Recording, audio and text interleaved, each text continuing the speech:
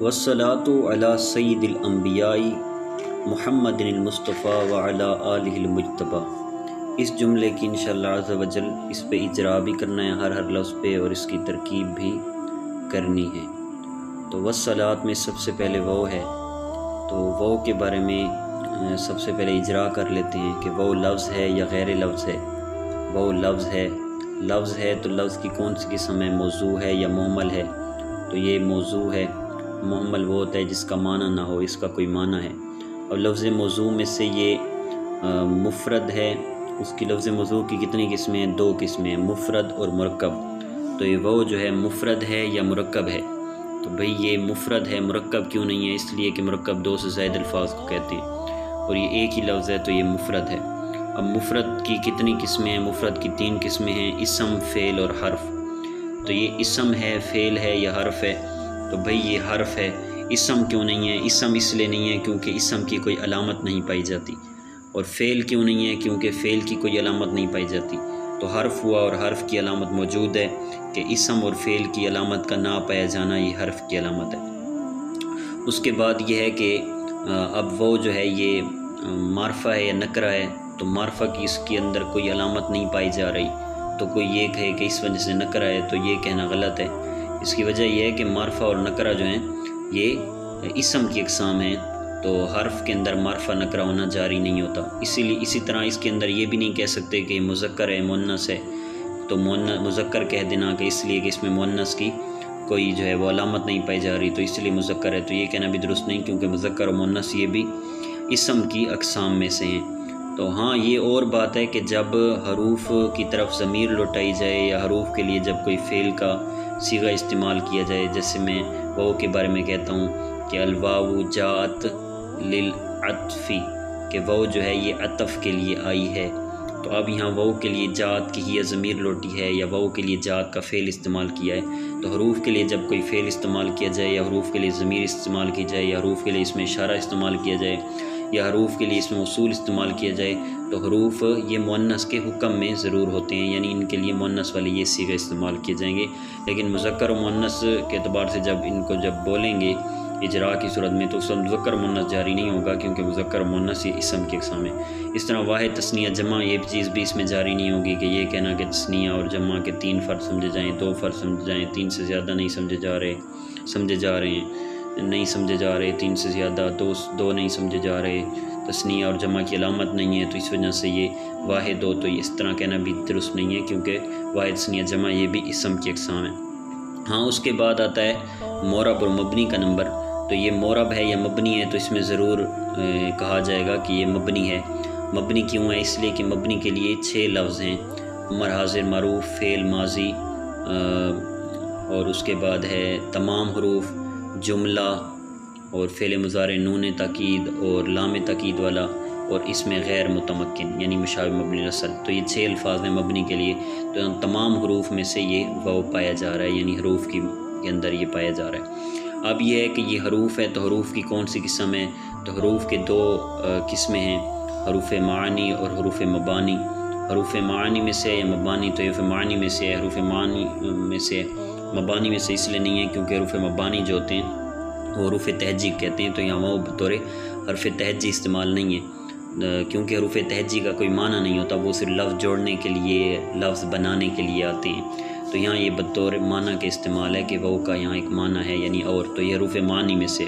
اب حروف معنی کی کتنی قسمیں ہیں؟ تو حروف معنی کی 2 قسمیں، حروف عاملہ اور حروف غیر عاملہ۔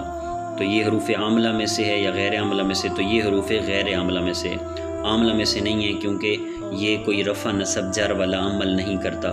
تو کوئی کہے کہ معطوف پہ تو اعراب آتا ہے، تو معطوف پہ جو اعراب آتا ہے وہ معطوف علیہ والا آتا ہے، وہ یا کوئی بھی حرف عطف ہے وہ معطوف کو اعراب نہیں دیتا۔ تو یہ حروف غیر عاملہ میں سے ہیں۔ حروف غیر عاملہ کتنی قسمیں ہیں؟ حروف غیر عاملہ کی 13 قسمیں ہیں، جس کے بارے میں الحمدللہ ویڈیو اپلوڈ کر دی گئی ہے کچھ ٹائم پہلے، حروف عاملہ اور غیر عاملہ کے بارے میں، تو اس کا لنک انشاءاللہ عز و جل ڈسکرپشن میں دے دیا جائے گا، اس کو وہاں پہ ملاحظہ فرما لیں۔ تو حروف غیر عاملہ جو ہیں 13 ہیں، ان میں سے ایک حروف عطف بھی ہے، تو یہ حرف عطف جو ہے نا یہ حروف غیر عاملہ میں سے ہے۔ اب یہ ہے کہ یہ مبنی ہے، تو مبنی جو ہے کسی نہ کسی بنا پہ، کسی نہ کسی حرکت پہ ضرور مبنی ہوتا ہے۔ تو یہ کس پر مبنی ہے؟ تو یہ وہ جو ہے یہ مبنی پر فتح ہے یا مبنی علی الفتح، دونوں میں سے کوئی کہہ لیں۔ تو یہ مبنی علی الفتح ہے، یعنی وا اس کو پڑھا جاتا ہے، والصلاۃ۔ تو یہ حرف کا مکمل اجرا جو ہے وہ کے اوپر ہو چکا۔ اس کے بعد الصلاۃ لفظ ہے، اس کے بارے میں اجرا کرتے ہیں۔ تو الصلاۃ جو ہے یہ لفظ ہے یا غیر لفظ ہے؟ الصلاۃ بھئی لفظ ہے، لفظ ہے تو اس کی کون سی قسم ہے؟ لفظ کی پہلے کتنی قسمیں یہ پوچھا جائے گا کہ لفظ کی، یعنی جب اجرا کرنا ہو تو اس طرح اجرا کروانے والا پوچھے گا کہ بھئی ہاں بتاؤ یہ لفظ ہے یا غیر لفظ ہے؟ تو آگے والا جواب دے بھئی لفظ ہے، تو اس سے پوچھا جائے بھی کیوں لفظ ہے؟ تو وہ جواب دے گا بھئی اس لیے کہ لفظ وہ ہوتا ہے ما یتلفظ بالانسان، جس کا انسان تلفظ کرے تو اس کا بھی تلفظ ہم کر رہے ہیں، تو لہٰذا یہ لفظ ہے۔ اب اس کے بعد اس سے پوچھیں گے کہ بھئی الصلاۃ جو ہے یہ لفظ تو ہے، لفظ کی کتنی قسمیں؟ تو وہ بتائے گا بھئی لفظ کی 2 قسمیں، موضوع محمل۔ تو آپ پوچھیں بھئی لفظ کی 2 قسموں میں سے یہ کون سی قسم ہے؟ تو وہ کہے گا موضوع ہے۔ تو اس سے کہیں گے محمل کیوں نہیں ہے؟ بھئی اس لیے محمل نہیں ہے کہ محمل وہ ہوتا ہے جو بے معنی ہو، یہ تو با معنی ہے، تو یہ موضوع لفظ ہے جس کا معنی ہوتا ہے۔ اب لفظ موضوع ثابت ہو گیا، اب اس سے پوچھنا ہے کہ بھئی لفظ موضوع کی کتنی قسمیں؟ تو وہ کہے گا لفظ موضوع کی 2 قسمیں، مفرد مرکب۔ تو پوچھا جائے یہ مفرد ہے مرکب ہے؟ تو جواب میں کہے گا کہ بھئی یہ مفرد ہے۔ تو اس سے پوچھیں گے مرکب کیوں نہیں ہے؟ تو وہ اس لیے کہ مرکب 2 یا 2 سے زائد الفاظ موضوع الفاظ کو کہتے ہیں، تو یہ تو ایک ہی لفظ ہے الصلاۃ۔ پھر اب یہ مفرد ہے تو مفرد اس لیے مفرد کیوں ہے؟ بھئی مفرد اس لیے کہ یہ اکیلا موضوع لفظ ہے، اس لیے مفرد ہے۔ اب اس سے پوچھیں گے مفرد کتنی قسمیں ہیں؟ تو وہ کہے گا مفرد 3 قسمیں ہیں، اسم فعل حرف۔ اب اس سے پوچھ جائے گا کہ بھئی 3 قسموں میں سے کون سی قسم ہے؟ تو وہ کہے گا اسم ہے۔ اب فعل بھئی کیوں نہیں ہے؟ تو کہے گا فعل اس لیے نہیں ہے کیونکہ فعل کی کوئی علامت نہیں پائی جا رہی۔ پھر اس سے پوچھ جائے گا ہاں بھئی فعل کی کیا علامتیں ہیں؟ تو وہ فعل کی علامتیں بتائے گا۔ اس کے بعد یہ ہے کہ حرف کی کوئی حرف کیوں نہیں ہے؟ تو اس کا جواب یہ ہے کہ حرف کی کوئی علامت نہیں پائی جا رہی۔ تو حرف کی کیا علامت ہے؟ حرف کی علامت یہ ہے کہ اس میں اسم اور فعل کی علامتیں نہ پائی جائیں، جبکہ اس میں اسم کی علامت پائی جا رہی ہے۔ تو اب بھئی اسم کی کتنی علامتیں اس سے پوچھیں گے۔ پھر اس کے بعد ہم کہیں گے کہ بھئی چلو اسم کی علامتیں آپ نے سنا لی ہیں، اب یہ بتاؤ کہ الصلاۃ میں اسم کی کیا علامت پائی جا رہی ہے؟ تو اس میں 2-3 علامتیں پائی جا رہی ہیں، جو بھی پائی جا رہی ہیں وہ سب بتائے گا۔ تو الصلاۃ میں جو ہے الف لام بھی پایا جا رہا ہے اسم کی علامت، گول تا بھی الصلاۃ میں اسم کی علامت پائی جا رہی ہے، اور اس کے بعد مسند الیہ ہونا یہ بھی اسم کی علامت پائی جا رہی ہے، کیونکہ فعل اور حرف کبھی بھی مسند الیہ نہیں ہو سکتے۔ تو یہ 3 علامتیں اس میں اکٹھی پائی جا رہی ہیں۔ اس کے بعد اسم جب یہ ثابت ہو گیا تو اب اسم کی اقسام اس سے پوچھنی ہے کہ بھئی اسم کی کتنی تقسیمیں ہیں؟ تو وہ بتائے گا کہ اسم کی بہت ساری تقسیمیں ہیں، ان میں سے ایک ہے تذکیر و تانیث کے اعتبار سے اسم کی تانیث، نمبر 2 تعریف و تنکیت کے اعتبار سے اسم کی تانیث اسم کی تقسیم، نمبر 3 واحد تثنیہ جمع ہونے کے اعتبار سے اسم کی تقسیم، اور نمبر 4 ہے اعراب و بنا کے لحاظ سے اسم کی تقسیم۔ تو یہ 4 اسم کی تقسیمیں ہیں۔ تو اس سے ہم پوچھیں گے کہ یہ الصلاۃ جو ہے تعریف و تنکیر کے اعتبار سے یہ اسم کی کون سی قسم ہے؟ معرفہ ہے، معرفہ ہے۔ پہلے یہ پوچھیں گے کہ تعریف و تنکیر کے اعتبار سے اسم کی کتنی قسمیں؟ تو وہ کہے گا 2 قسمیں، معرفہ ہے، نکرہ ہے۔ تو اب ہم اس سے پوچھیں گے کہ بھئی الصلاۃ معرفہ ہے نکرہ ہے؟ تو وہ جواب دے گا معرفہ ہے۔ تو ہم کہیں گے معرفہ کیوں ہے؟ تو وہ کہے گا معرفہ کی اقسام میں سے کوئی قسم پائی جا رہی ہے۔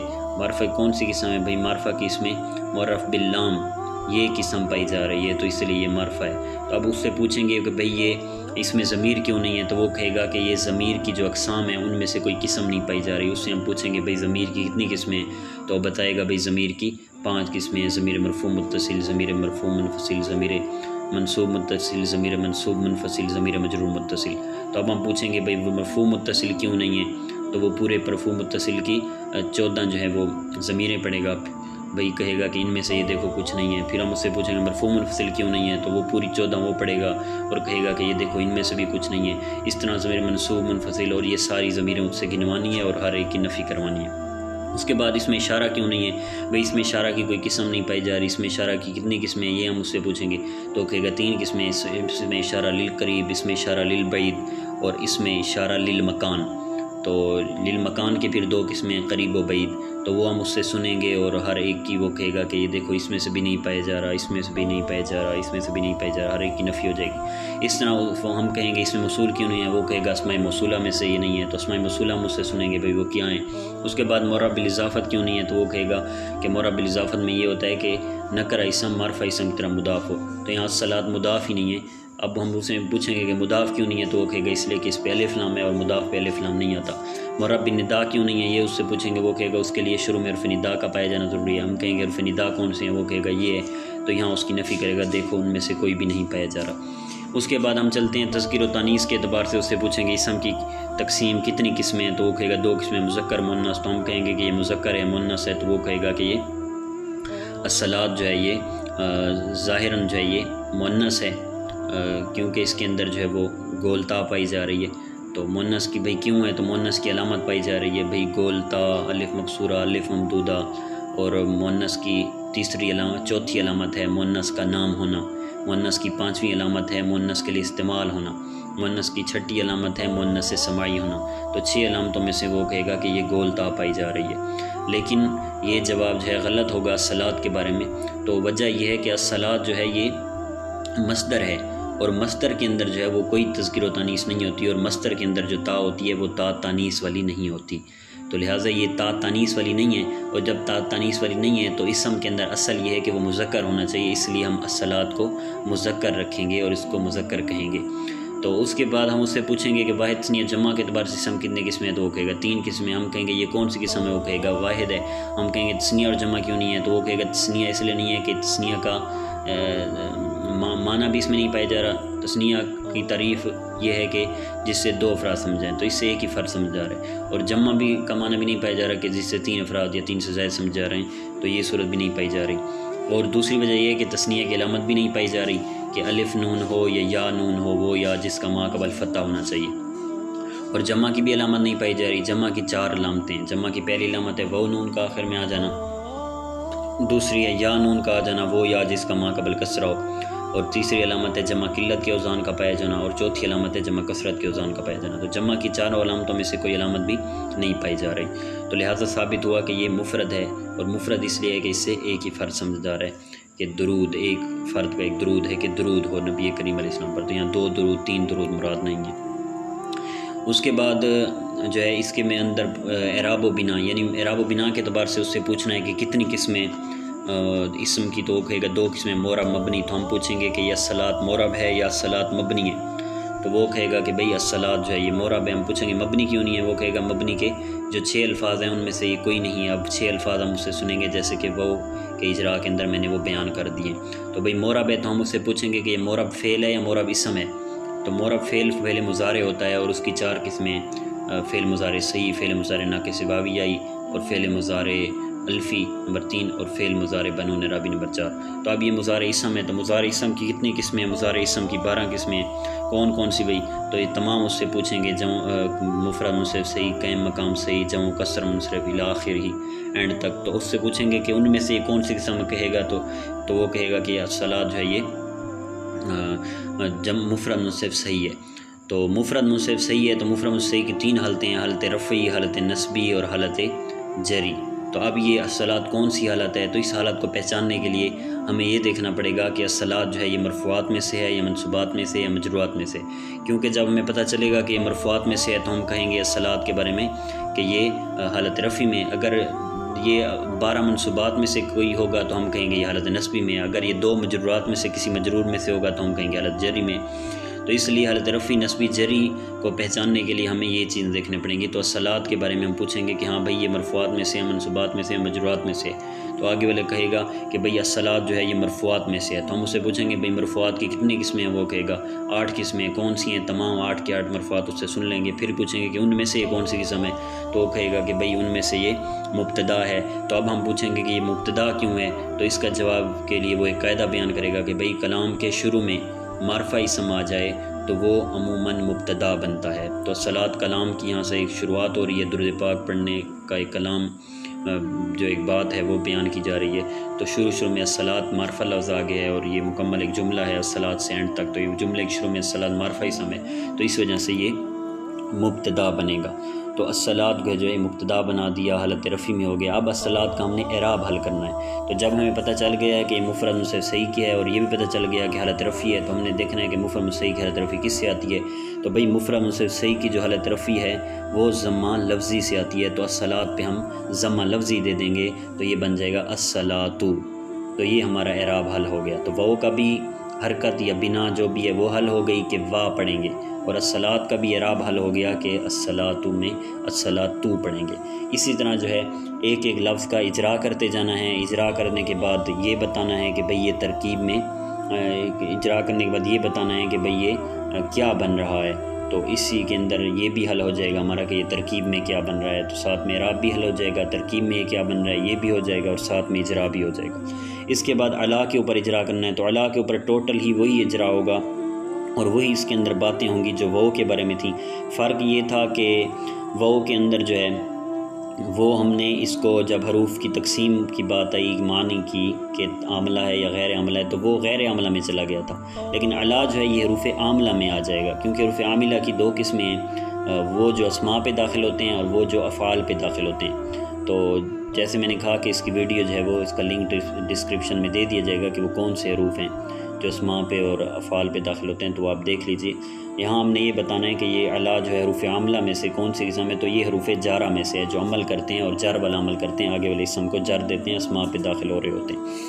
تو اس کے بعد اس کے ایک اور فرق ہے کہ وہ جو ہے یہ مبنی برفتح تھا، مبنی علی الفتح تھا، لیکن جو علا ہے یہ مبنی علی السکون ہے، کیونکہ اس کے آخر میں الف ہے اور الف ساکن ہوتا ہے، تو یہ مبنی علی السکون ہے۔ یہ دو فرق ہیں بس۔ اس کے بعد سید ہے، سید پہ وہی اجرا ہونا ہے جو الصلاۃ پہ تھا۔ فرق یہ ہے کہ سید میں اسم کی تھوڑی علامتوں میں وہ فرق ہے، اس میں تھوڑی مختلف علامتیں ہیں کہ الصلاۃ میں الف لام تھی، جبکہ سیدی میں سیدی یعنی جر ہے، جر کا ہونا یہ بھی اسم کی علامت ہے۔ دوسری علامت اس میں جو ہے علا حرف جر کا داخل ہونا، جر کا ہونا یہ بھی خود اسم کی علامت ہے، اور حرف جر کا داخل ہونا یہ بھی اسم کی علامت ہے۔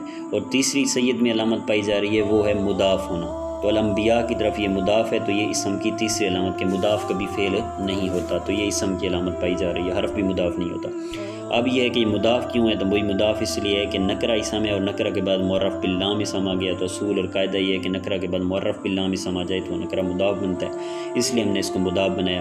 تو اب یہ سید جو ہے مفرد سے سید ہے اور حالت جری ہے، اور حالت جری کیوں ہے، اس لیے کہ یہ مرفوعات میں سے ہے، مرفوعات میں سے کون سا ہے، مجروعات میں سے ہے، مجروعات میں سے کون سا ہے، مجروعات میں سے وہ مجرور ہے جو حرف جر کی وجہ سے مجرور ہوتا ہے، یعنی مجرور بحرف جر، تو حالت جری ثابت ہو گئی، اور یہ بھی ثابت ہو گیا کہ مفرد سے سید ہے، تو مفرد سے سید کی حالت جری کسرہ لفظ سے آتا ہے، تو سید پہ ہم نے اعراب لگا دیا سیدی، تو یہ اس کا بھی اعراب حل ہو گیا، ترکیب میں یہ کیا ہے وہ بھی حل ہو گیا، اور اس پہ اجرا بھی ہو گیا۔ اس کے بعد الانبیاء پہ اجرا ہے، الانبیاء پہ بھی وہی الصلاۃ والا اجرا ہوگا، اسم کی علامتوں میں تھوڑا سا فرق ہے، الف لام تو میں تو برابر ہیں کہ الانبیاء پہ بھی الف لام ہے، لیکن الانبیاء ہے، یعنی یہاں جر پایا جانا یہ ایک علامت اسم کی اس کے اندر جو ہے یہ پائی جا رہی ہے، اور الانبیاء جمع ہے تو جمع ہونا یہ بھی اسم کی علامت ہے حقیقت میں، اور حروف تو جمع واحد تثنیہ ہوتے ہی نہیں ہیں، فعل جو ہے وہ جو ظاہراً لگ رہا ہوتا ہے کہ واحد مذکر غائب، تثنیہ مذکر غائب، جمع مذکر غائب، تو وہ واحد اور تثنیہ اور جمع جو کہہ رہے ہوتے ہیں وہ حقیقت میں فعل نہیں ہے، تو فعل ہر جگہ ہر صیغے میں ضرب ضرب ضرب ضرب یہی فعل ہوتا ہے، جو جس کو ہم واحد تثنیہ جمع کہہ رہے ہوتے ہیں وہ حقیقت میں ساتھ میں جو ملی ہوئی ضمیر ہوتی ہے اس کو ہم واحد تثنیہ جمع کہہ رہے ہوتے ہیں، جیسے دربا دربا دربو، تو اب وہاں دربا میں ہوا ضمیر ہے، دربا میں الف ہے اور دربو میں وہ ہے، تو یہ ضمیر کے اعتبار سے ہم فعل کو واحد تثنیہ جمع کہہ رہے ہوتے ہیں، وگرنہ درب تو چینج نہیں ہو رہا، درب دربا میں بھی ہے، دربا میں بھی درب ہے اور دربو میں بھی درب ہے، چینج ضمیر ہو رہی ہے، لہذا جمع کا ہونا یہ بھی اس میں ایک اسم کی علامت پائی جا رہی ہے۔ تو الصلاۃ میں بھی اسم کی 3 علامتیں تھیں، سید میں بھی 3 علامتیں ہیں، اور الانبیاء میں بھی اسم کی 3 علامتیں ہیں۔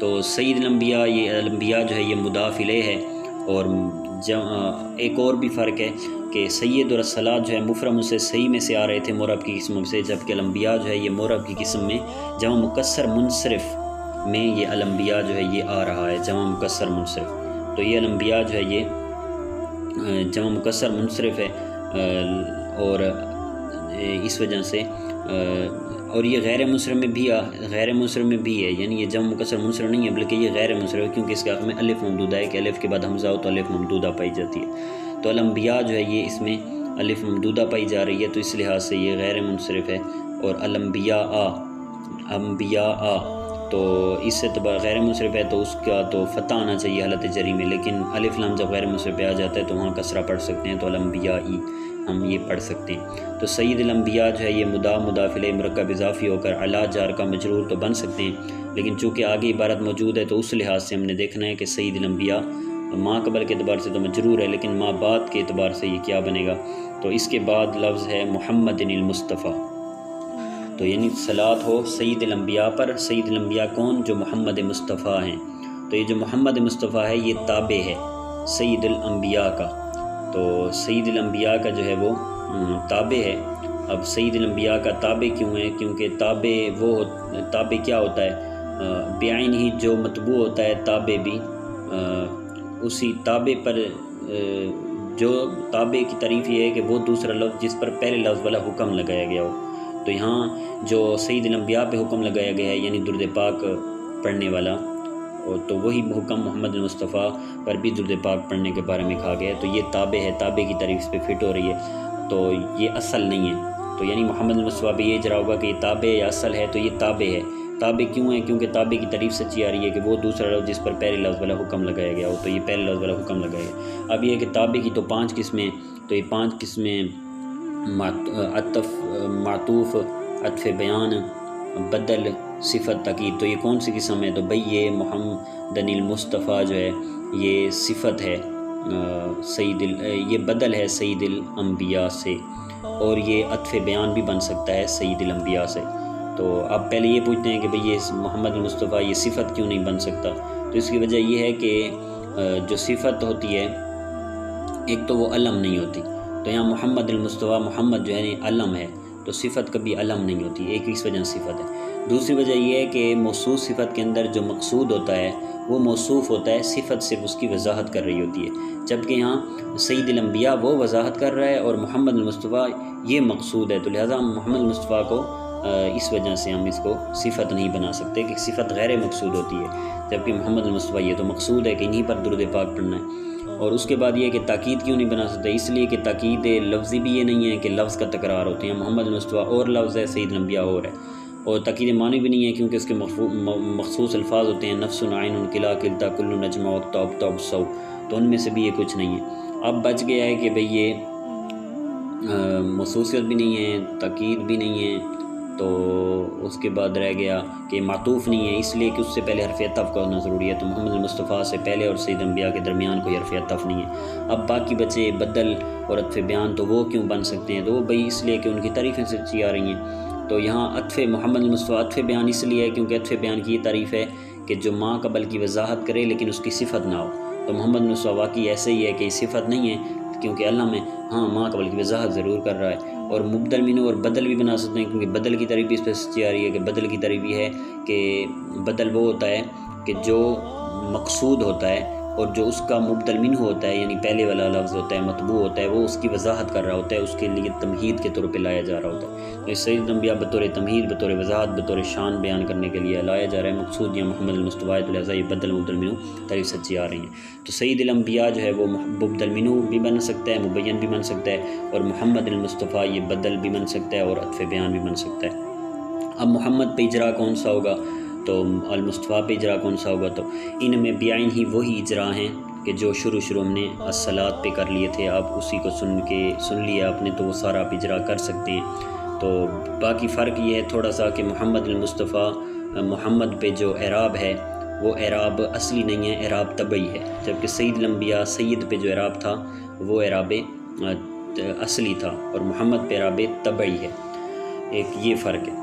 تو باقی محمد اسم ہے، تو اسم کی علامت اس میں علم ہونا بھی پایا جا رہا ہے کہ علم یہ بھی اسم ہوتا ہے، اور باقی جر کا ہونا یہ بھی اسم کی علامت پائی جا رہی ہے، لیکن یہ یاد رکھنا ہے کہ اس پر جو اعراب ہے وہ اعراب طبعی ہے، اعراب اصلی نہیں ہے۔ تو یہ ہو گیا۔ اب مورب کی قسم میں سے مفرد سے صحیح ہے، اور المصطفیٰ جو ہے یہ اس میں مقصور ہے، تینوں حالتوں میں اس کا اعراب تقدیری آئے گا، یہ اس کے اندر تھوڑا سا فرق ہے کہ یہ اس میں مقصور آ گیا، مورب کی ایک نئی قسمیں آ گئی، اس کی حالت رفعی نصبی جری تین حالوں میں تقدیری آتی ہے، یعنی وہ ضمہ فتح کسرہ ظاہر نہیں ہوتے، بس یہ الف ظاہر میں آپ کو نظر آ رہا ہوگا، مصطفیٰ مصطفیٰ مصطفیٰ، تین حالتیں یہی ہیں۔ تو محمد المصطفیٰ جو ہے، اب یہ محمد المصطفیٰ ان کا آپس میں ترکیبی تعلق کیا ہوگا؟ ترکیبی تعلق ان کا آپس میں تابع مطبوع والا ہے، یعنی محمد مطبوع ہے، المصطفیٰ تابع ہے۔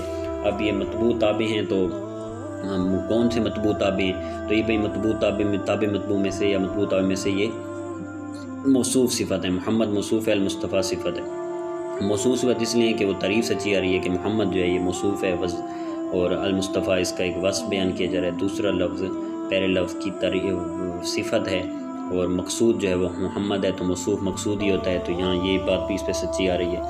تو تاکید بھی نہیں بن سکتا کیونکہ اس میں لفظ کی تکرار چاہیے یا الفاظ معنویہ چاہیے، اور یہ معطوف بھی نہیں بن سکتا، درمیان میں حرف عطف چاہیے، اور یہ مبین بھی نہیں بن سکتا کیونکہ اس کے لیے ضروری ہے کہ وہ صفت نہ ہو، صفت طرح وضاحت کرے، یہ تو صفت ہے۔